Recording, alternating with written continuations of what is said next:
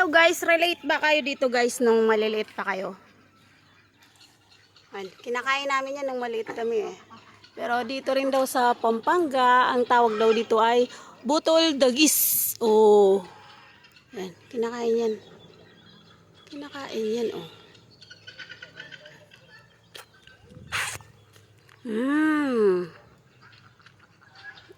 Tamis.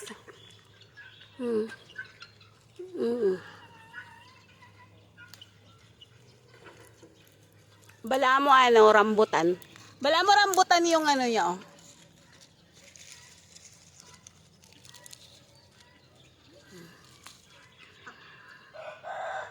Diba? Nakata ko. Tamis na. Kinain ko na. Wala mo rambutan niya oh.